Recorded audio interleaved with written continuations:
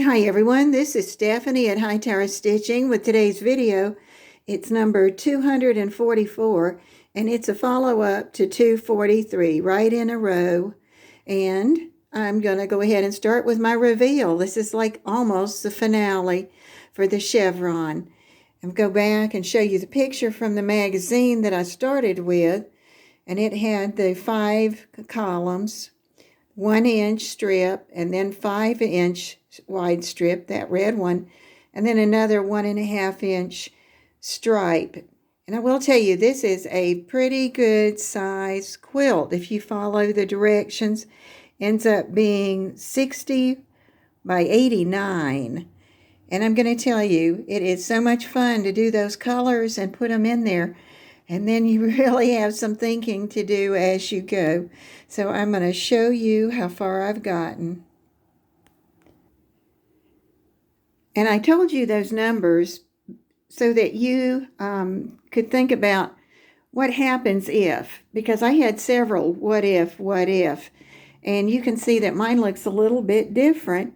And I think that's a neat thing about being a quilter. Unless you're doing a custom job for somebody, you've got a lot of freedom with your colors and adjustments that you made. And so what I wanted to say is that this one ended up being, I'm going to step up here to look at my note, 69.5 by 49.5. And that was really good size, especially when I got ready to sew it on my sewing machine and to quilt it, because I did do some quilting. And this is from McCall's quilting magazine, and it's the winter of 2024, so some people might be able to find the magazine. It's got a lot of neat things in it.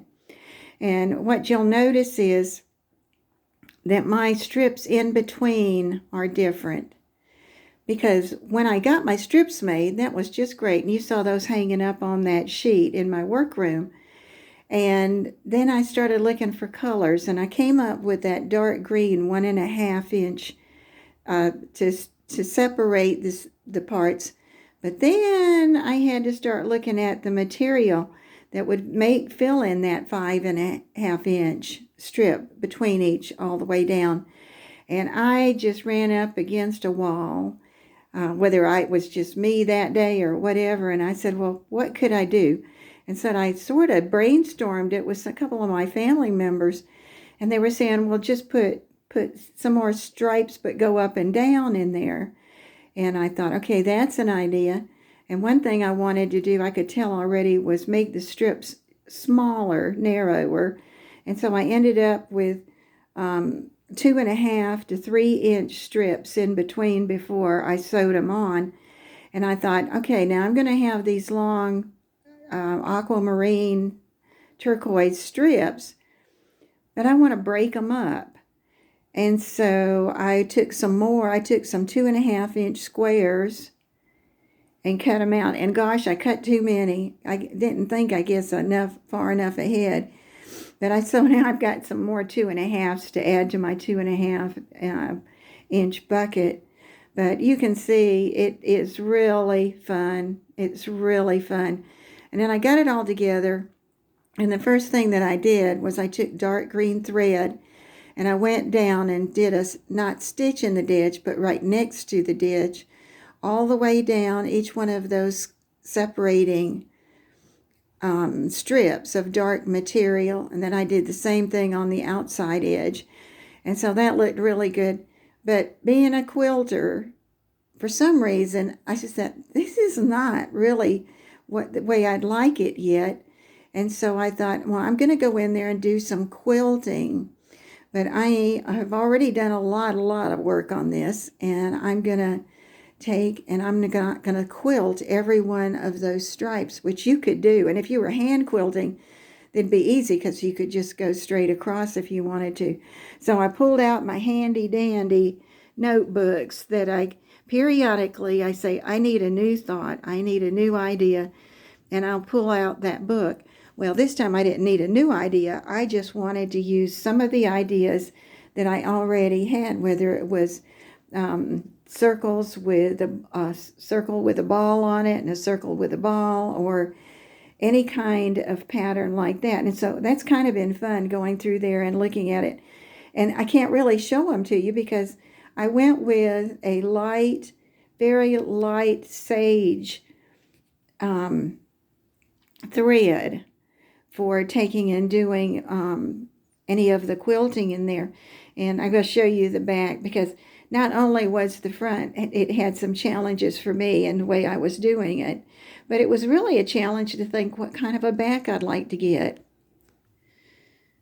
So I made a trip finally to the fabric store, to my little quilt shop, the little quilt shop, and I saw this green and white, and I said, well, my gosh, if that doesn't just really make it fit together, for me it did. And what was funny is I only bought it because it was the green and the white and it looked so good.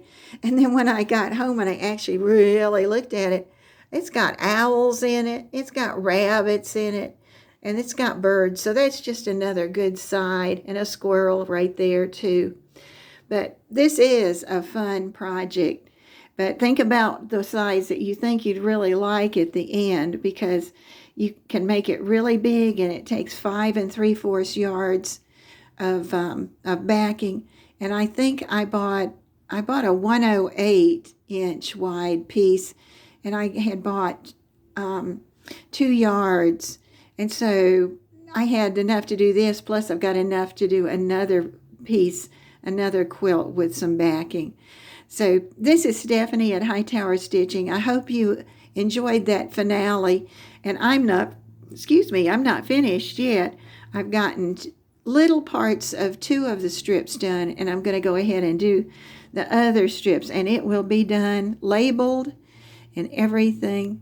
So I've got a really colorful piece to put somewhere in my house or to give as a gift.